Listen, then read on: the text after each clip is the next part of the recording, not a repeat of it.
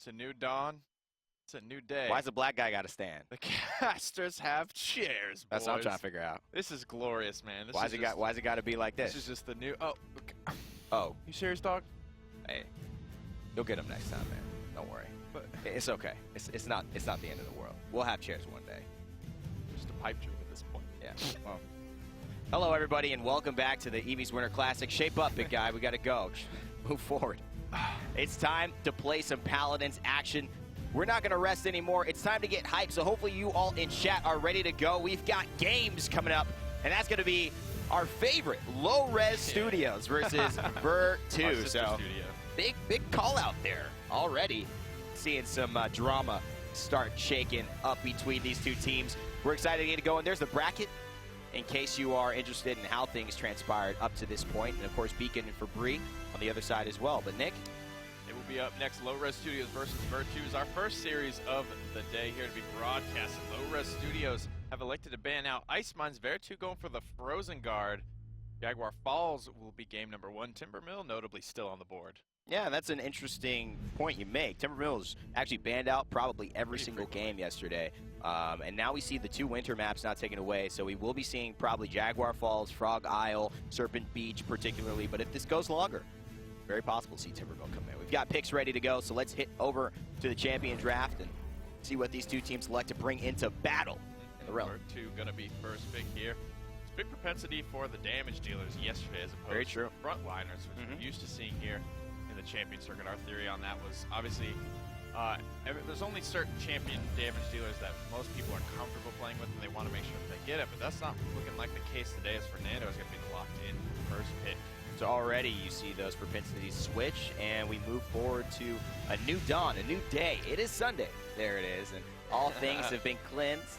We are now moving towards potentially a tank favoring scenario in this North American side of things, and that would be the first we've seen Europe and North America have different ideologies for how to play this game, and particularly how to build their champion pools. Yep, so we're going to be locked in as well as Ying there. So Barrack, Ying, not going to be seen just yet there. The Makoa, okay. I like the pick thus far there. It's a good pick against Fernando. I like to, if you stay behind where he needs to go with his shield, you can hook him out of his shield. That's right. Drop it, force it on cooldown, all sorts of good stuff. Hard to pull off, though, if you're the only tank. Drogo's going to be locked in for Vertu.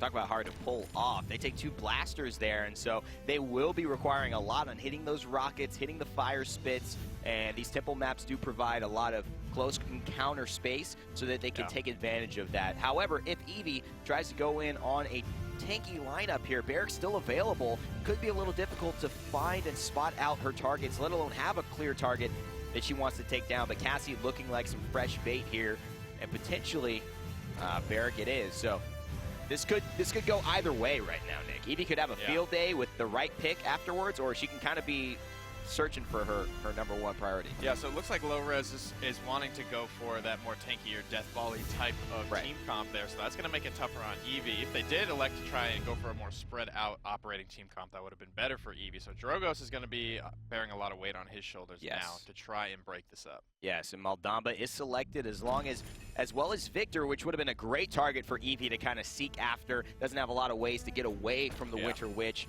And Androxus now is selected, so Evie not the best against anti-air. She's going to be looking to go for Cassie potentially, and now Ying becomes a difficult target due to the deployable nightmare we talk about so much.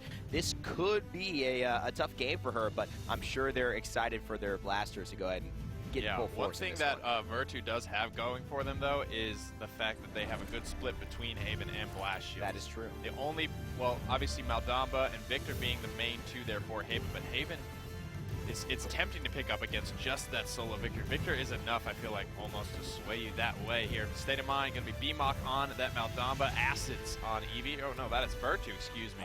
Hypersnipess going to be on Fernando, nveeus going to be on Drogos, and Kwazi going to be on that Victor. And Ferg is going to be on Androxus. Shadowrush will be on Cassie. M7T86 will be on Barrack. The Spuds will be on Makoa, and Grift on Ying for Lo-Rez Studios. Both teams not fully committing to their damage mitigation just yet. We saw Victor, or not a Victor, one Haven come out, as well as a Wrecker there.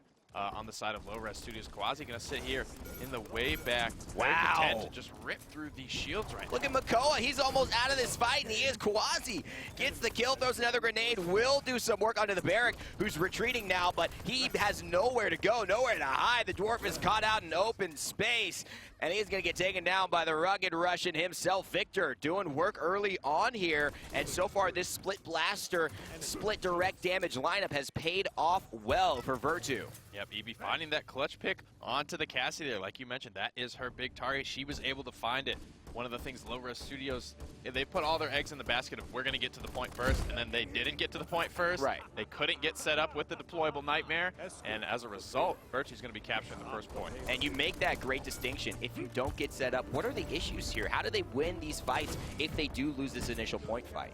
If they lose the initial point fight without getting their turrets and their clones down, they need to do kind of what they're doing right here. Get set up somewhere else and use that as their home base to try and win a fight off of from there. Kind of home away from home. Barrack, wherever he plants down, his team's got to be there to support. Kwazi. The barrage is ready, though. Kwazi doing so much work with these grenades, and this Victor is just stealing the show. A nice hold on the Cook so that it goes a little bit where he wants it to, doesn't overshoot that thing, and now he's shooting perfectly. The grenade will do so much damage. Kwazi on a rampage. He's going to clean things up real easily, and Vertu are pushing this one. Ying behind, but not much cover to take, and she can't do anything against 5 other members of the enemy team. And Victor is such a good pickup against this Death Volley comp. I feel like no matter what you build to mitigate against Blast Shields or Haven, I mean, Grenade and Barrage is enough damage almost for you to think about picking up a Blast Shield. That's what he's primarily going to be using to break up all of the deployables and take them out. That's true, and he's got his, and they've got their hands full as well, considering they've got the Drogos and the Evie, so it may just turn the tide in terms of the Blast Shield Haven talk and discussion between teammates, but it doesn't even matter at this point, Nick. They're not staying alive long enough to make tactical decisions. This is simply a snowball that's been pushed. They've got the Fernando leading the charge, Maldaba supporting at the end. Everything seems to be going right for Vertu, and Lo-Rez can't get their engines revving. Yeah, 13 streak for Kwazi right now, 5-0. Somebody has to be the man to step up and take him out. Victor is so dangerous when left uncontested right now. Vertu are doing such a great job snowballing, like you mentioned, off of their small team fight wins, never letting that Ying and that Barrack get set up. It's so important if you want to overcome that composition. Personally, I'm not sure I agree with the master writing not on Barrack at this point. I think it's so crucial knowing what happened when he wasn't set up on that point. He opts for the morale boost, which I think lockdown is really more of an added bonus rather than what's really going to always win you that team fight. It's not guaranteed at all. If anything, it'll buy you a couple of seconds. It's more of a stall. It's never really won a team fight. Pretty interesting choice there. I'm not sure if that will work out for him, but hey, time will tell. There's still a little bit of game left to go. Potentially a lot of game if Lo-Rez decide to pick theirs up. And here we see nveeus just zoning the air, controlling the skies as the dragon that he is, looking for a few more fire spits. The last man standing is here, and so that ultimate card already paying off. He is there. Comboing off him is the Androxus Accursed Arm. So Nick, they pushed him off the point. They put him into open space. The Andro Ferg tried to combine off it, but it didn't work for him. Wasn't able to get much done there. You're using the lockdown to get that setup going, but it's already been blasted apart now. 42% for Vertu, and now climbing north of 50 for Lo-Rez Studios. So that ended up kind of working out to their favor. I liked what they did. They definitely put a lot of pressure onto Vertu that wasn't applied earlier on, and Barrack here just doesn't have to wait to get out of combat. He just throws a turret down because of that healing station card. It is so strong. Not sure what is happening now. The idea is something that is not formed yet. It's still at the early beginning stages. Makoa's getting shredded apart before he has a chance to impact this fight. Barrack can't get in. 99% for Vertu. It's overtime, and they have one chance left. They gotta get the Maldaba down, and they do. Ying and Cassie here doing enough damage to disengage. Is strong onto the Fernando, but how long can he stay alive? He's got the Immortal, and he will choose to use it. Grift goes down, Ferg goes down, Kwazi is back, and he's almost got himself a quadra kill here. Double un for the big Victor, and he will go ahead and secure at least a bit of a hold for them for now. Kwazi getting it done behind this Fernando shield. Just so much room to work right now. Still sitting at 99% though. The Ancient Rage is charged. He will pop it, trying to go in. He's getting in on Kwazi. One more hit will do it. The hook. He's going to miss. That would have confirmed the kill onto the Maldamba, but he's even getting low. The Spuds losing all of that 10,000 HP, narrowly escaping. Still in overtime here. They're narrowly escaping every one of these deaths there. Acid going big with a double. Kwazi gets a double of his own. And Vertu looking like they're going to seal this one. Wow, what a play. And it's still ticked into overtime, but this is, I think this is more of a formality. It's clearly Vertu's point. And although Lo-Rez Studios had a couple of moments where they shined very brightly in this fight, they could not put it together for long periods of time. And Nick, that's kind of been what we've seen so far in this game, right? Lo-Rez do a couple of nice things, but they don't have the sustain as well as Vertu. Yeah, definitely. Nice poke coming out from Acids here, and they're doing a great job, exactly what they did last time, to keep the momentum high right now. They're moving out, they're forward zoning, they're finding picks, just letting their healers push the payload alongside Victor, who is so content to just sit there clip after clip from long range. Ice Storm's still available here. They're clumped up. It could be a good time to use that. A beautiful combination potentially to be set up with that barrage. They have so many ultimates left to close this game. They really do. There's just so many tools in the tool shed. Which ones will they pick up and go to work with? It's Evie in the ice block. She's going to go ahead and try and turn this duel around with the Androxus, but nveeus, he goes ahead and takes that one for her already. That's going to be the game. And early 1-0 for Vertu over Lo-Rez Studios. Well, I guess that was the nail biter we were all waiting for. I'm kidding. I'm kidding. That was a very quick game. Vertu clearly in command. Yeah, didn't even barely need to use their ultimates there. It's strange enough to see because Barrack and Ying is supposed to be the super strong early game comp, the super heavy snowball there that Vertu would theoretically just be trying to slow down the whole time, but they just kept the pressure on, kept the momentum on. They were the first ones to the point, and they just dismantled it before it got off the ground. I like it. They built a counter the Barrack and Ying. Don't let him get set up. Get Fernando out there early. Get the master riding so that he can further secure doing that, or at least match the Barrack if he decides to go for it. A couple of interesting decisions on their side. The morale boost, not sure that paid off for them. It tends to have more of an impact over the length of a game as you get more ultimates than them. But also, nobody really to dive Kwazi there. He seemed pretty content to just sit in the back line. 26 and 1 death for the Victor. 57,000 damage for him. Very, very high amount of pressure and output. They just didn't have enough damage, really. No dive. Yeah. They had Evie. They took away the Evie. No Buck was brought to the table to try and get to the back line and dive that Victor. He's not the most popular pick. He wasn't picked super often yesterday. Right. But he can be, like, if you're going to go for, like, that heavy, tanky lineup, Victor's almost like your go-to guy for, like, being the sole damage dealer. Because you can see when he's well protected, when he's not under pressure, when he's sitting 26 and 1 on 13 streaks with 57,000 damage, he's almost able to take care of it by himself. His Drogos was doing a beautiful job as well with the fire spits, keeping the point pressure. They had so many ways to take down all of these deployables. And it's actually pretty cool to see not just the Victor, I think the Maldamba, 14 and 1, you know, 38,000 healing. That's quite a lot. So he was pocket healing the Fernando quite successfully. So and it's a very dangerous combination, especially if he's running the card that allows him to give Mending Spirits and whoever that's healing that extra movement speed boost. Because Fernando then already easily able to keep up with the back line.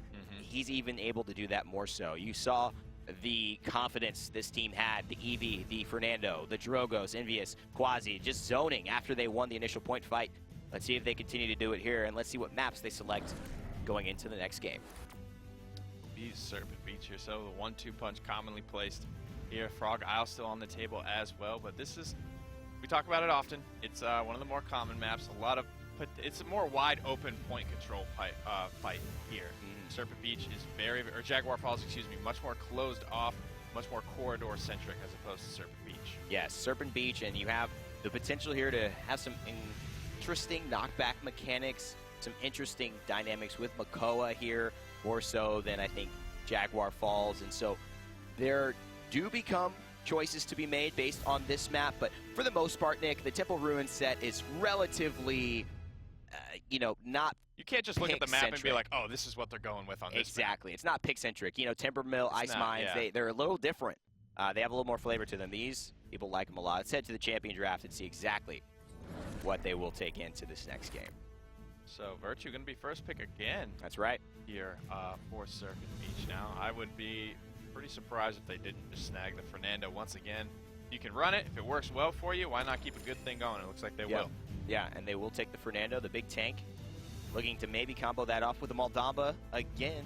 He's been a feature in the last 2 days, so it's exciting to see the new healer, the new support having his day. Finally, it always happens. It happens at some point whenever you put a new champion out there, and then I'm sure he'll get nerfed next week. Comes a time in every witch doctor's life. Lo-Rez going to be grabbing the Makoa again. Will they go back to the Ying here after it really didn't work out for them in the previous game? That's a good question. It seems they'll opt for the Drogos and take that away from Vertu, who nveeus was very successful with that. We saw him cleaning up a couple of kills that Assets was going for on the Evie, just securing it with the Fire Spit. That's always very deadly, especially if you go for this kind of point-centric type of team where Barrick and Ying are there together. That means that Drogos is a great counter if you're just going to stand there, because he can shoot that Fire Spit in the air. It can go over your shields. It can hit all your deployables. Every single one of you will take damage. It's a lot of value, and so they take that away, and don't want that down the enemy team. So the Evie Cassie going to be locked in response there. Assets did a great job on it last game, finding a lot of point pressure here. Not super strong pick against the Drogos, though. The Cassie going to be more content. Try and take that one out. I like the Drogos against the Fernando, though, because although Dragon Punch is countered by Immortal, it is a guaranteed way to get Immortal out. Bait it out to then go for your Evie and set up your other wombo combos that hopefully you've got in your back pocket you've been planning. That's right. That's right. It's a perfect counter, but it's also the perfect bait. Kind of just depends on which team has the upper hand there and who's willing to go for the bait versus I have to use my Immortal a little too early because we're losing this team fight. Now I'm completely exposed. The Victor does get drafted as well as the Ying. So they are looking for the Barrick, I think, potentially to finish this off, but they're leaving themselves open. They've got to take with Makoa. They may not need another front line, but Buck selected here after his buff, 15 to 30% now on that extra bonus shot after his net shot. He's looking to jump literally back into this meta. Evie and Buck are going to be just destroying this Victor here. Mark my words, he's going to be having a rough game. That's, I believe, exactly why they drafted it. The Maldamba is taken as well. The Barrick's still on the table and will be taken for Lo-Rez here. So they're going to try and go for the same strategy again. Hopefully maybe they make a couple of adjustments. Master Riding, like you mentioned, could be a good look here. I think just taking away the Drogos as well, he's got that area vantage point, so it really negates the use of Barrick's shield because, you know, he places it in one spot. If Drogos can just fly to the other side or fly above it, he can still get those fire spits off, which are so crucial. That's their tactic. Let's see if it works and pays off. Ferg now is going to be on that dragon, and for Lo-Rez Studios, they are hoping he is their savior. Of course, both of these teams looking to get themselves going in this game after Vertu taking the early 1-0 and showing that they are the boss. On the side of Lo-Rez, though, Shadowrush will be playing Ying. Ferg on Drogos, as I mentioned earlier. The Spuds will be playing Makoa. M7 will be playing Barrick, and Grift will be on Victor. Grabbing those Master Ridings as well. I like to see the adjustments all the time. B-Mock, though, Maldamba grabbing the deft hands. Going to be looking for those snake stuns here for Vertu. Assets once again on Evie. Hypersnipess on Fernando. nveeus on Cassie and Kwazi. This time on the Buck. Looking to take out the Victor that he played so well in the previous game. And they all have Havens too, Nick, so they will not mitigate the Drogos damage. So they're already on the point. 12% before the fight has started. 18% already in favor of Lo-Rez Studios. This is very good. Assets, however, gets first blood again on the Evie, and the Victor, as you mentioned, Nick, falls without a chance to defend himself. Make that 2 for the winner, which it's her tournament, it's her day. B-Mock gets in on the action with a double kill of his own, slaying Makoa and Ying, and that 21% is looking smaller and smaller as 36 continues to grow for the side of Vertu. So I loved pretty much everything about that team fight from Vertu. Not only the disengage onto the Makoa as soon as her Maldamba was hooked to buy that peel. I mean, you don't really look at Cassie as the one that can peel super great. Immediately getting onto that Victor, taking him out with the strong dive comp that they drafted. They're playing to the strengths of their draft, and I love to see it. That's so good the way Evie is pressuring this Drogos in the air. She has a hard time dealing with airborne targets because of her slow projectiles, but it still shows that she has mastery, as it is proving that he knows how to play this champion. She may not be the highest difficulty to set a decent bar with, but in terms of mastering Evie to her fullest potential, that is only done by the best. Not sure he's lazy's material right now, but he is showing that he knows how to distract the key damage dealers on Vertu, on Lo-Rez Studios, and that's what matters most in this game. This Victor has returned to the fight. We are in overtime, but Kwazi is distracted with the Drogos. Really wants to take him out, but the Victor here is just laying into him. They need to remain focused here, execute on the strategy that has been working for them. Take him out immediately. He is too dangerous of a threat and too immobile for you not to get on him when you draft a comp like this. Kwazi and his teammates have secured the first point capture, and 2 minutes left on the clock. A little bit of change added on top of that to push it into the final payload. So now this fight means a lot. Hypersnipess is going to retreat on his Fernando, and he's going to get hit by the Fire Spit. That crucial ability with the AoE knockback and damage that Lo-Rez Studios drafted for, but it hasn't paid off yet. The deployable is creating a formidable wall, but Kwazi doesn't care because he goes over the wall, showing what kind of power walls actually have there if someone has the legs to jump them. And there it is, Kwazi looking for a 9 streak, a unstoppable 7 kills in a row for the flanker. He's looking for Barrick, make that 10, and now Makoa should fall shortly. Yeah, he will be the 11th there. Kwazi doing the perfect role here as that backliner. Saves Buckwild through it all. I know I would have been tempted to break it out there up on the high ground. Now is Victor, but already being pressured out, already gets taken down by Acid. So much stopping power remains for Vertu, so many ultimates still to close out this conversion here, and it is so big to be able to convert in the first round. And they might just do it, but the hold looks strong now. They've got to get Dragon out of there, and the Drogos, he doesn't want to. Bucket's pulled down, that was huge! And they're gonna take down Kwazi, and Acid's running back into the fight from base. Doesn't have enough time to get there before his Fernando dies, and Grift with the triple kill will secure a bit of pace, a bit of a breath for his team on Vertu, on Lo-Rez Studios, excuse me, and be able to finally have 45 seconds before they're tied up and have another chance at winning this capture objective. A short reprieve now off the back of his play. He's isolated himself, though. This is a dangerous spot. You wouldn't think so because he's so far back, but anytime he's isolated from his team, Buck and Evie are going to be looking to get on him immediately. You can see the shots from Acids are already raining down. Here comes Buck. They are doing exactly what they need to do. They took him down, and he's got a few seconds to think about his actions before he gets back onto the point. But Fernando, he is so low. Evie hooking him up behind the back, and although Fernando is still alive, Evie goes down thanks to M7, and so does the Spaniard. So what seemed like a easily converted opportunity after Kwazi was able to take down Victor, Grift, and his squad hold strong. I thought that was it there. The Immortal came out as well here. Lo-Rez are able to retain all of their ultimates here heading into that couple kill. The heals coming out, cauterizes. Finally starting to respect the healing coming out of Ying. Spudz has 4-slotted himself all across with the level 1s, grabbing that veteran, grabbing the cauterize as well here. They're going to be coming out swinging with 5 ultimates on the board. This is awesome to see Spudz taking a different decision than you see some other champions making. Some are looking to upgrade. You see Berg there going to upgrade his Haven. He's spinning his credits there for the tier increase, and Spudz, he's looking... Oh no. Awkward. Oh no, this is not Scratch what they that wanted. ultimate advantage. Lo-Rez Studios has actually just used their ultimate. This is bringing me back to some trauma stories from yesterday where we saw some Immortals used improperly. There's that lockdown. At least it doesn't have morale boost and he isn't investing to it. But Sunday we gotta use our ultimate too early and die apparently. And there it is, Maldama's ult does so much work. nveeus does slay down Ferg does slay nveeus, and Shadowrush slays Hypersnipess, so Lo-Rez Studios doing a good job of coping with what was a very lackluster performance at the start of this fight.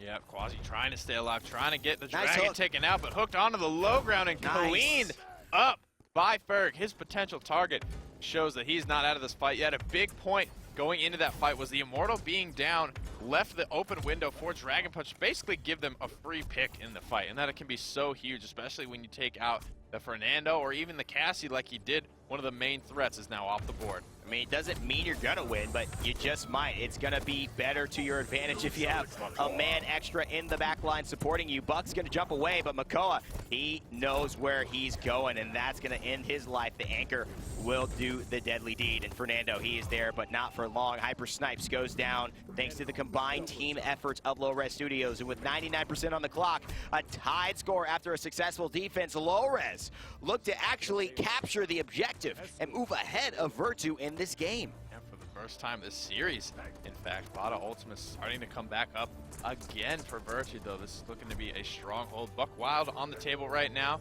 Grift just trying to stay alive right now. On a 5 streak, starting to get things going for him. They need to refocus and take him down, and they're going to do just that. The thing is, although Grift is getting dove they are taking the Fernando down right as Grift dies as well. So it's not being as successful. Yes, they get the kill, but then they have no sustain. And then Buck and Cassie, they inevitably fall. And then they continue onto this staggered running out where they're trying to go and fight by themselves before the rest of their team is there. Here's Hypersnipess. He's going in early. If he falls here, he is going to mean that his whole team cannot continue to push. And Vertu are looking a little bit desperate here, Nick. FMT78 or F7T is already moving now. Here comes the Wombo combo with the Ice Storm. Are they able to find the follow-up? Buck Wild coming in as well. Dragon Punch is here. Immortal Pop to counter it, but it looks like Beamok was out of range and he will fall.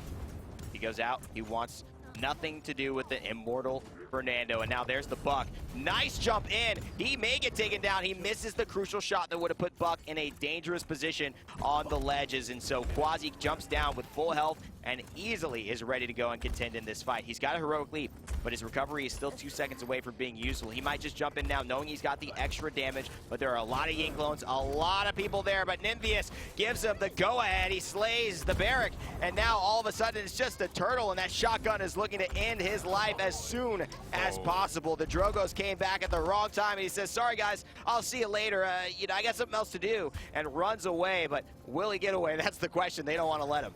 Asses is hot on his trail. Kwazi has the jump available to him. Fireball from downtown won't be good. Hypersnipess really wants that. Now he's on the victor, though. So dangerous, this combination. He's just going to charge out, give up that positioning there, but Grift is going to be very low and pressured out of this one for now. See, the Mending Spirits were ticking up on him. The Maldamba, when he can keep that pocket heal onto the Fernando, it's so valuable. He's got such a huge health pool. He can take advantage of it, but see you later, Victor. It's just so easy. It's just rinse and repeat for Evie in this game. She can tackle those backliners so effectively, especially when they don't have those huge movement skills to really build the space. Victor, he can move fast, he can cover a lot of ground, but not without having those moments of vulnerability if a target gets right up onto him, and that's exactly what Evie is doing game in and game out.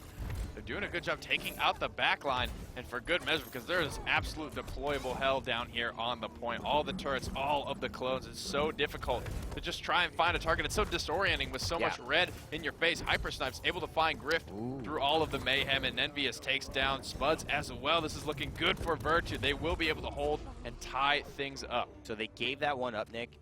And I say gave it up because Spudz had his ultimate. They had Ancient Rage there. He decided not to use it, and so he instead elects to save it for this point fight. The Master Riding has now been invested in for him, so he's going to get there before, well, he's actually going to see that counter investment made by Hypersnipess on the other side. So 2 Master Ridings, both of them really eager to get to the top to this point fight first. Kwazi now 14-5 on the Bucks, sitting on the 10 streak with the Cauterized 3 now online. Going to be so dangerous for Grift on this victory. He is going to get next to no support from Ying, not for lack of trying. Yes. It's just going to be completely debuffed. All of that anti-heal is going to be a big issue for him. He's got a lot of kills too. That's why he's able to get to that tier 3 before most other players in this game. And so Fernando, he's going to get there at the same time as the Turtle. A nice fireball will make his early arrival that much more advantageous for his team. Hypersnipess will follow up along with the Sunday We Gonna, and Acids and nveeus getting a kill, but nveeus falling down as well. So no Cassie, no direct damage. That fire spit paying off big time. It's going to slay one and put another in a lot of trouble. The Fernando, that shield, that huge lack of hitbox there is going to keep him alive, but already Lo-Rez Studios take the advantage. Rift goes down, but it wasn't enough. They were able to spool things back in their favor. A little bit too much overlapping, I think, there. We saw the shield from Fernando come out immediately with the Dread Serpent there, so Hypersnipess wasn't following up, wasn't laying in damage and Cauterize into that fight, as opposed to just holding his shield up for almost no reason. A little bit of a miscommunication there for me. This is a big, crucial moment as well. Acid team needs a kill. He knows he's got to finish one off, and he does get the Barrack. 2 big-time shots on Makoa will potentially put the Turtle down into his grave and send him back to base, though. Makoa, the Spudz, gets a double kill, takes the healing and the damage from Cassie, and Evie, she can't win this fight alone, so Makoa, Spudz does his job, but now it's up to Fernando to hold it amongst the healer and 3 damage dealers here, both Blast and Haven categories, so the Drogo should be doing the most work on him, and he does. M7 gets the kill on the Hypersnipess, 99% overtime ticking down. Where's the Evie when you need her? It doesn't matter. Objective captured, Lo-Rez. Yeah, the Wrecker from Berg right now is really starting to hurt Hypersnipess. He's taking down this Fernando shield in 4, maybe 5 rockets, it seems like. Watch this damage coming out. 2,000, 3,000 from these rockets after the thrust is just too much for Fernando to deal with. I love this line of sight he's got. I mean, this is kind of where you want your Jogos to be, right? Yeah, he's giving good peel for Grift as well. Someone needs to babysit this Victor, because if they're able to let him survive through the Evie pressure, gonna try and find a clutch pickup here through the backline. Duration nerf is too much for Ferg. He gets taken down. Now they want to go on the offensive, value. man. They want to get on the offensive because that means they have no Drogos and no deadly ultimate. That was a huge risk that they took. The gamble did not pay off. nveeus. Oh my. Wow, this Cassie play is outstanding. Poetry in motion. Going for the Ying as well. The long range shot. Boom. He hasn't missed. He hit 3 in a row there, Nick, and he has been keeping him and Vertu alive. Wow, that was actually insane. He was able to stay alive from the pressure of both the Barrack and the Makoa there sitting. Rolls into a rocket there. We're trying to praise you, buddy. Make good plays. Make hot plays. But yeah, just able to stay alive. Buying that much time is a blessing in of itself. That is that is Cassie's defensive utility right there at work. Just her ability to kite shorter range characters around a fight, buying so much time for her team to win it and then turn and help her clean up all of her aggressors. And that's the difference, you know, with Cassie trying to survive against an Evie, right? She can create that long range distance and still keep the fight up. Hit a nice shot, do it again. And that is what her incitement build allows her to do, but also just the fact that the way the character is designed. Evie is so much more equipped to counter a Victor who is immobile if she essentially catches up to him, versus a Cassie who can create those large gaps and really be a nuisance, not only to Evie's chances of killing her, but also provide some serious damage in the process. Yeah, that life rip doing a lot of work for her as well. nveeus sitting on 1,400 credits right now. He's going to be swinging. He's got a lot of money to spend after this round. If he doesn't use this time to head back to spawn and buy it right now, that's a little overlooked thing I think a lot of people don't often do right now. Sitting on this many credits isn't necessarily the best option. When he's got the time, going and spending those could help swing a fight. It's potentially. He wanted his zone, clearly. He's got his ultimate as well. They seem to know where everyone is at. He's got to take the Ying down. That is huge. Shadowrush goes down thanks to Cassie. A dodge roll in will put him in the midst of the fight. And now he's got to get the disengage, but the Haven will save him just long enough. The double kill for nveeus, and now he is going for more, but there is none left to be served up to him, and so he will go back to base with a tied score. Vertu and Lo-Rez now completely even as they head into the final round of this game. Lo-Rez looking to tie it up. Vertu looking to go ahead 2-0 in sets. I think the problem with Lo-Rez's fight that they took there was like they were on that little staircase and the whole fight took place right there on top of a gourd. That is going to swing the fight so heavily in favor of Vertu right now. Just fighting, having over 200 damage a second going out to the opponents, as well as some healing coming in for your own teammate the entire duration of the fight. That's right. I mean, the cauterizes are online there, but definitely going to be in favor of Vertu, right? Being able to spread those around much more effectively with the Fernando. That's true. They got to make sure not only they pick their times, but their locations of the fight as well. And so here's Hypersnipess. He's looking for maybe an aggressive flank around the backside. It did work for them this last one. He's going for the... Oh, actually, he's going right onto the point. He already realizes that 18% is not enough. Sunday We Gunna comes in. I like the combo time, but he's going to get taken out of the air. That is Ferg, the Dragon. The Ancient Rage has popped a nice bait, but the Evie goes down. And so Hypersnipess is here with a very tall task, but he's got nveeus to back him up. This should be okay for them. The huge health pool of Makoa will delay it, but now 27% in favor of Vertu. Again, though, I don't like that he popped the shield overlapping with the Maldamba ultimate there. So much good pressure, and cauterize, more importantly, can be laid down during that time with Fernando. 20% damage amp. Fernando is just as scary as a regular damage-dealing character. Oh, nice fireball into the backline. Doesn't actually connect with anyone, but now he's on the healer. The cauterize is going to be so good here. Oh, Hypersnipess doing a great job knowing when to be offensive as opposed to defensive. 85% now climbing for Vertu. Lo-Rez have to make a big win in this fight, and they won't. Wow, Lo-Rez gets taken down. Vertu escape by the hairs on their chinny chin chin. And they go ahead and move forward 2-0 in this set. So very compelling series.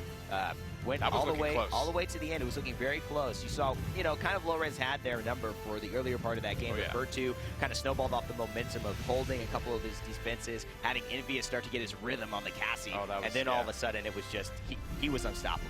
Yeah, they didn't really look like they were close to converting there, so great job. Keeping the cauterize applied to everyone. Hypersnipess knowing when to go aggressive, when to go defensive, as well as his flankers diving Grift the entire time, not letting Victor get any work done here. We're able to go see the post-game stats. I'm very curious to see how much damage this Victor was able to do being under that much pressure. Well, Victor, let's take a look at the stat numbers. 55k damage, whereas Ferg, the top carry, 90k. So 40,000 discrepancy between the blaster and the direct damage dealer. The only negative player in the game. It just seemed like he was the result of a very successfully executed plan on the side of Vertu. It's nothing against Grift. I mean, he played great. He stayed alive when he could. But being dove by Acids and Kwazi on the Buck in the Evie, there's just nothing you can do. Right. It's more on the spuds to provide that peel and or the healing to come out from Shadowrush as well, doing their best to keep alive. But when the cauterizers come online, as soon as Kwazi hit that cauterized 3, and I believe that was in round 2 or 3, there's literally nothing that Shadowrush could do at that point. So and then it's all on the spuds to provide that peel, and he's got so much more to worry about being the front liner there on the point. Let's see if he can actually adjust his play. As we expected, the Temple Ruins variant will be selected for the first 3 games. If they push it past this, we'll start to see a little flavor in terms of the map picks. But for now, Frog Isle, open spaces, frogs running around everywhere, just jumping in, just distracting your shots. Just, you can hit a frog on this map, Nick. That's what I'm trying to say. Yeah, interesting dynamic here. We talked a little bit about it yesterday, is when you're out forward zoning, you are on the high ground. And when you're defensive, when you need to fall back, it favors you. It's not a bad move to fall back even onto the low ground. There's so much cover around the point for them to retreat to that I think this is going to favor Vertu a little bit here, because they've shown more propensity to be able to forward zone, to use momentum in their favor, to keep things going. Sure. Frogs, absolutely. I understand exactly what you're saying. Let's get into the champion drafts here and make sure, actually, excuse me, we're going to come back to our beautiful faces. So, Frog Isle, what we mentioned with, these 2 teams, there's kind of been the tale of 2 cities, right? There's kind of like this ideology that's been, we are losing early on, and we kind of figure it out. We have a couple of defenses, and then we work it out. A lot of times we saw yesterday, those teams who had those defenses, right? Remember in the finals yesterday, we saw a 3-1 lead get kind of slowly come back from chipped away, and that momentum carried you into it. Now they've got to break that, Nick, but it's more than just obviously playing in the game. It's decision-makings in the draft. It's decision-makings in terms of a mentality. How are you feeling? How's the confidence? How's the awareness of your teams?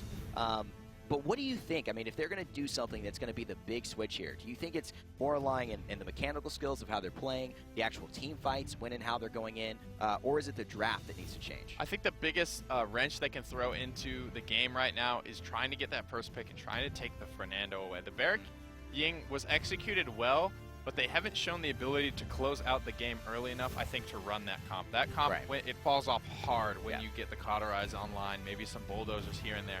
The items are very, very good for countering that comp, and they've taken it to late game almost every single time, and it's very difficult to try and continue to pick that up and make the same mistakes over and over. You have to try and evolve here and figure something out. Well, also to mention, I don't think we're discussing this, but a lot of where Barrack comes in, being so strong with Ying, is his ability to heal off of healing station and his turrets. So it's the compound of healing that Ying provides and Barrack's turrets provides. Now Cauterize doing so much work not only on the Ying but on the Barrack as well. So eliminating his dual sources as a frontliner to be able to sustain himself and match with Fernando. Because without that, I think it's pretty clear Barrack doesn't match up with Fernando in that kind of 1v1 scenario, man fight, who's going to survive longer, right? And so Buck, what they were able to do on the Buck was pretty phenomenal. And maybe let's switch topics to that, because we're talking about Cauterize, talking about items, but Buck has been very, very effective in these games. And we saw him effective yesterday. How is he? Is it like a 15% buff? Who would have thought that just net shot getting its original 30% would have changed so much? It may have been that as well, but Buck, we've seen him do well. The Dons is a team that very much so loves to run this character. They executed their plan very well. They did very well with the Victor themselves. Being able to run that, gets so much work done with it, and then they did a great job drafting a comp designed to take it out. So they know the ins and outs of this character. They know what it's capable of, and they know how to take its feet out from under it. Let's see if the feet get taken out or if leg day prevails. We'll be back in just a sec with Game 3. Don't go anywhere. We will see you all in a moment. Hello, ladies and gentlemen. We're back. My name is Rene. It's Hi-Rez. Pretty hair. Hi-Rez, no chair. Hi-Rez, pretty hurtful legs, apparently. And we're going to be... Don't curse him, Evan, please. Burn, I gotcha. How's that feel? Take that home with you. Tell your mom. Let's move into the game now that Nick's hurt. We've got another one going forward. It's game 3 of this set. Will it move on to game 4 and 5? You'll have to wait and see. Actually, watch right now. We're going to the champion draft. You've done enough waiting for today. We apologize for that, but we are trying to make sure that this process runs smoothly when we do get into game. And now Vertu. They're going to keep it simple. Lo-Rez going to spice it up. What do you think is going to happen? I think Vertu going to grab that Fernando once again. Okay. First pick every time. They're just going to keep running it back here. Pretty simple. Lo-Rez need to switch it up, though, for me. I don't know. Maybe not take the Makoa first round here. Well, I mean, Or do. I think the Makoa and the Drogos Those were both fine. I think they worked okay. And so, you know, my gripe isn't necessarily with Makoa, it's the execution, right? If you're consistently hitting the Evie and killing her and taking her out of the fight, you're all good. But now we see something happen that was a little surprising.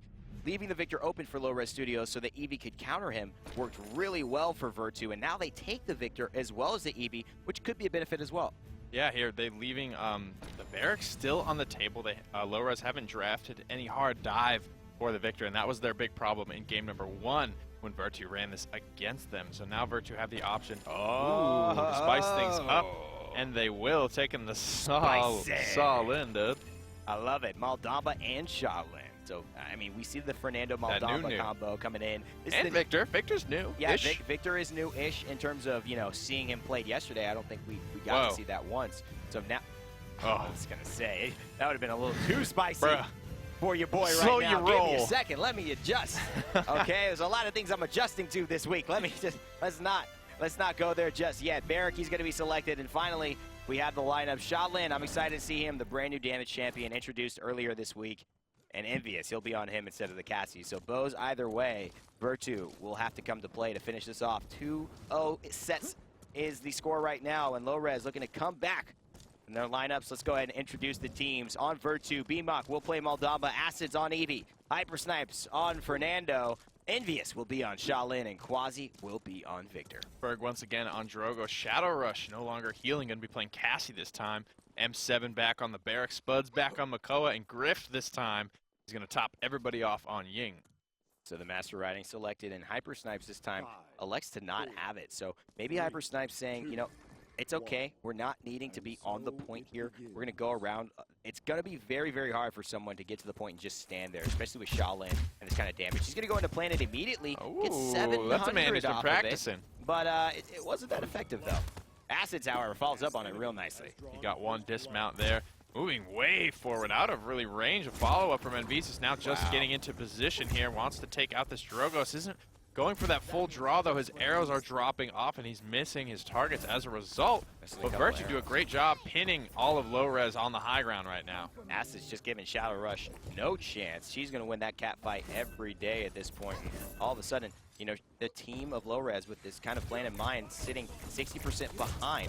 45% rather behind on the capture objective. 72 already ticking over for Vertu, and Lo-Rez just have no way on. The grenade almost gets him though.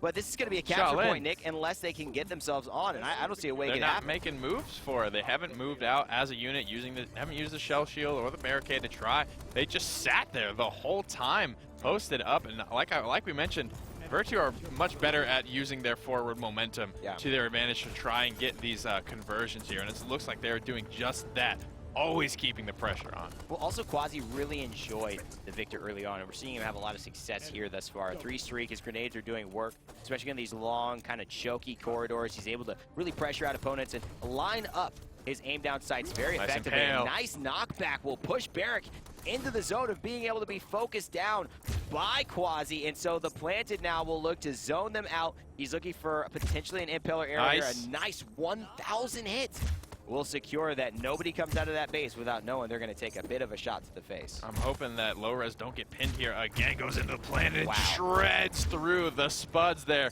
combining with Acids there on the Evie. Now Lo-Rez starting to answer back, though, get 2 quick kills in this engagement. Kwazi being one of them. That Victor going down is huge for them. And he uses his ult potentially. I'm not sure if it ticked over, Nick. That was possibly a problem. 2 turrets here as well, so Hypersnipess is going to have a lot to do. The Makoa will pull him and end it. Nice hook. Luckily, Shaolin has his ultimate now. That's a pause. We're going to come back out of the action quickly, and I want to just kind of address the scene that we're looking at, Nick. We've got Shaolin, we've got Maldamba. We see Shaolin impacting this fight in a way that is, you almost wish you had Evie to jump on him, because he's seen no real pressure from him. He's kind of doing whatever he wants. Yeah, knowing when to plant there. You saw Spudz pop down onto the low round and immediately just got shredded before his team was able to get out there and support him. Spudz can't do both on the Makoa. He can't look for the hook and shield himself at the same time, and did a great job at taking advantage of that. Almost lost the ult there, like you mentioned, but was able to hang on to it here. Vertu are sitting very close to this conversion here with a lot of tools in the box. Yeah, they do, and it's kind of how they want to use it, right? They've got the Shaolin. He's going to be coming back. He dies, and so they do not necessarily have a lot of time to buy. Hypersnipess went down, so the tank is down, so their sustain maybe won't be there for this. Barrack is set up now, but I think Kwazi, with his, again, he's an uncontested champion. You know, a lot of direct damage dealers being uncontested, that's a little bit of the story here. Because Vertu are doing such a good job, you know, of contesting on their end. It just feels like they take all the champions that can get that role done, right? Yeah. Is there anyone really right now, you're looking, I mean, they've got Ying.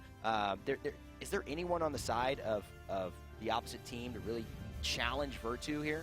Ferg on the Strogos could have some of the good looks here. If you look at the way the base is laid out, the defenders have the advantage, obviously, right now, being so much closer in respawn proximity, but there is a covered flank to get them around to where Victor is going to be set up right now. Cassie could look to take this. Drogos could look to take this. Drogos probably going to be your plan B, because he's just been getting shredded right now by Kwazi on this Victor. Anytime he shows his dragon face, anytime he pokes out, he is taking the heat. Well, let's talk about the Hunter's Daughter as well. We saw that Cassie was selected. nveeus had some incredibly hot plays that we were commenting on earlier in the last game, and so far unimpressive. Shadowrush switching onto the Cassie, taking it away, but not able to do much with it, and Acid's still getting the better of her on the Evie. Yeah, it's kind of an interesting thing to mention here. It's tough to call whether or not that he's going to be good on it, because it was like a weird interaction where they just seemed like they were stuck in this little area on the high ground coming from spawn. They were never even able to come into kind of the zone directly around the point. Right. They were just pinned there for so long, and it was just very, I would have loved to have like a comms listen and just see what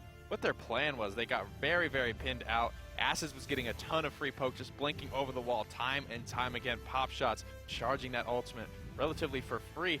And you would think that Lo-Rez have the ability to push out with 2 frontliners. They have Barricade and Shell Shield to try and, you know, move out as well, but they were never able to get it off the ground. And that's right, and part of what their strategy was consists of having the barrack and going full on with that barrack means you got to get those totems set up. Well, how do you do that? Frog Isle is a relatively open map in comparison to the other Jaguar Falls and Serpent Beach, the other Temple Ruins variants.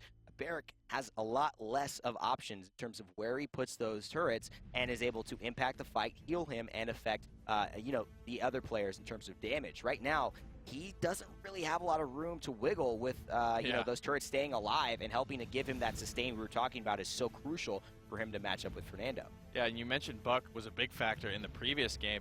Lo-Rez didn't come out with it this time, despite the Victor being picked up pretty early in the draft. I believe he was 3rd pick, and Lo-Rez still didn't go for it. It was almost as if Vertu was taunting them with the pick, saying, you know, go ahead, we dare you to run it. Right. And they just didn't, and now Kwazi's getting so much done with the pick as he did in game 1. He was like 27-1 with something like 90,000 damage. I mean, it's nuts. I mean, the guy is going crazy, whether he's on Buck, whether he's on Victor. He's just, it feels like he's uncontested. He's doing whatever he wants. And I always harken back to, I wish this happened when I was playing Paladins, because it feels so good. I mean, playing these champions, being uncontested, it's a beautiful thing. But right now, the contest is real. We're back in the game with 1 minute and 8 seconds left. Lo-Rez looking to hold. It's a lot of time. Looking to push this in for a 2-0 lead. Potentially could get 2 team fights still off with 1 minute remaining. They do have a long way to come back from spawn right now. The Dome Shield is still available to them as well. 50 seconds remain on the clock. Lo-Rez really grouped up now, trying to get in there. Acids almost goes down, but finds some good poke instead. Shadowrush slays Kwazi, which is huge for their team. A nice ultimate from Evie's going to immediately target the Shadowrush there, and Spudz goes down as well. So Acids and nveeus able to follow up on that. The Barrack is the last man standing, as is so poetical in terms of that. The Nice stun stun from the air. Maldamba looking to hit and finish off Drogoz. This isn't a battle he should win now, but he's looking for one more stun, and he can't find it. Maldamba wasted his opportunity. Great stun out of the air, but couldn't follow up, and now 13 seconds left. Vertu may not be able to push this. I'm actually so surprised that Vertu wasn't able to win that fight right there. Think about what Acids did. He blinked in, poked out Makoa to about, 30–40% health, came back, blinked in again, Ice Storm onto 2, picked up both kills, blinks out, comes back in, finds the bear, 4 kills almost in that engagement, plus the setup, and Vertu's still unable to get it done. Sitting in overtime right now, it doesn't look like they'll be able to close as they've already lost their tank and their healer. Wow. Shaolin drops, Acid drops, Ferg gets a double kill, taking out Kwazi, and Lo-Rez will hold. And this is the power of the overtime timer in your favor. It allowed Lo-Rez Studios to sit comfortably while Vertu had to throw man and woman and man at that payload in order to take it overboard. Look at these ultimates here, Nick. They used them all. They're all gone except for BMOC, and that is a big one, though. If they're able to go ahead and capitalize off of it, it's not like Evie can't kill anyone who is Sunday We Gun It, right? Yeah, the big thing for me here again is Ferg sitting on the 10 streak with the Dragon Punch, and he knows Immortal was down. That was the first thing used in the previous team fight, so he's got a free pick. Hopefully he's able to find Hypersnipess on it. BMOC not going to be able to peel for him with that Dread Serpent. We'll break up the ball, and hopefully Asses can carry the team fight again off the back of the Dread Serpent this time. The Red Serpent is available, but there's so many other tools that Vertu has in their toolbox. They're going to go into the fight, and now the Dragon's Fury is coming in. He gets taken down by Acids mid-Dragon's flight. The Ying doing a good job to stay alive, but Grift will go down eventually. Last man standing will secure potentially the death of BMOC. A nice slither will actually leave him alive here, and the Gourd is going to help tick things into his favor. Makoa is way off on land, and he needs to see because he's going back to B. That stands for base here, and all of a sudden Shadowrush goes down as well. The fight has been won, and man, Sante Wikono was not used at all, and that's impressive. Yeah, I was gonna say, that is insane they were able to win the fight off the back of that Dragon Punch. No ultimate. Not hitting the mark again there, being able to taking them out mid-flight. Acids has been so huge for me this game on this Evie, so impactful, and now M7's caught out. He's by himself trying to get on this point, 78%. He wasn't in a situation where he needed to do that. I mean, also you just look at the lack of communication. That's what I think we're telling here. 99%, there is a bit of a time ticking over here. The Drogoz, he does come down into the fight, and here's Cassie. They're trying to get the Fernando down, but with that damage over time, Hypersnipess will secure the kill onto Ferg and make his way out of the fight using the extra charge distance built into his loadout thanks to launch. And now the objective has been captured for Vertu. Nick, break that down. That didn't seem like it went all the plan. I can't believe that Lo-Rez wasn't able to pull it off with the ultimate advantage there. It all went wrong off the bat with the Dragon Punch not connecting. Ancient Rage was used when thespudz was off by himself. They were able to chew through all 10,000 of that HP, which is just insane. And it goes to show how isolated he was. There was no other threats for them to even think about attacking. They laid it all into spudz and were able to shred him down. It's just the lack of coordination, lack of discussion. I really like his willingness to move into planted. After he gets one shot, we can put him into the kill zone. He goes into planted immediately to follow up, knowing that drawing his bow would be too much of a weight, and he's got no time to spare. The double kill comes clear, and he's looking for more. Planted isn't up, but it will be soon. Makoa, you may not have wanted to pull that boy because he just sent you back with the help of Acids to base, and now look at this. The Impale will be coming strong. There it is, the willingness to plant immediately after. I've learned a few things, nveeus. I love the follow-up. That happens so often as Shaolin. You're so close to killing them, and you just feel like drawing another one lets him get out of the way. An interaction there we saw was the disengage actually came out. That is a hard CC onto nveeus, but it does not interrupt plan. You see, he was able to still get those planted shots off, even though he was being knocked back there. So sitting on a 14 streak, having a big impact on this game is nveeus. And Shaolin, I mean, how do you think he's faring in this meta? Coming in, he's a new champion. Not everyone is, obviously confident that a new champion introduced into the meta only a few days later will perform the way their trusted mains from, basically a year of playing this game. But so far, nveeus feeling really confident on Cassie and him. Yeah, picking this into the first pick, Makoa, as well. is a very ballsy move because Makoa, that is a hard CC. It is. That will peel Shaolin out of the planet. That is right. the hard counter to it right now. That's right. And Kwazi, he knows that he's got a lot of hard counters to point fights. He's got that grenade, and he's ready to use his Grenadier built up in his loadout so he can use that, spam those grenades after hitting multiple targets. Berg off the mark again. Not what he wanted. Friend. Sunday we gonna, but the Maldamba actually will go down thanks to Ferg. So the Dragon's still alive, and he was the one who missed the ultimate. Yeah, triple kill Ferg coming out big despite missing that Dragon Punch. Finally gets taken down by Acids, who has been the rock for Vertu right now. Always coming through in these team fights. They're finding great shots. Blinks for the bonus damage. The peel is there from Spudz, but he's able to ice block that. Going to be able to Sword of Safety. Ice Storm is still available. Barrage still available. I would be very surprised if Vertu aren't able to close this one out. Now, Nick, why didn't you see what he could have waited here for the Evie? They had, they're only 30% on the point. If they would have used that ultimate and secured everyone staying on the objective, being crippled, might have gotten a lot more damage. This is what we're talking about with some of these pros, learning the game and learning how to obviously combo these ultimates for maximum efficiency. The timing wasn't on point, but guess what? Kwazi's rifle is, and he secures the double kill, and Fernando secures the point objective, 93%, but surely this will be the end of the game. Surely Weekend will do the same here. Vertu close out the set. He 3-0 would. though. Probably would. Acids, man, I gotta tell you what, that he was showing up big. Kwazi was very, very good as well, though, not to mention, but Acids in this game, he's continued. He was like carrying these team fights. He's continued to show up big, and we've seen this theme go forward in many games where you've seen one character on one player just be unstoppable, and no one changes anything because they either don't feel confident in playing that champion and using it as effectively on their squad, or they think they can counter it, but it just doesn't happen. We've seen that, and we will see that in the next matches potentially here. Fabri and his Evuli's Bomb King, and now Acids Evie looking like something very, very hard to deal with. Heading over to the stats screen, you can see just that. Look at nveeus, though. 81,000 damage really quietly in that game. Those bow champions, they're so hard to keep track of. He's able to use that to its fullest ability, getting a ton of damage there. Good planets all around there. Acids hanging in there as well. 60k on the Evie.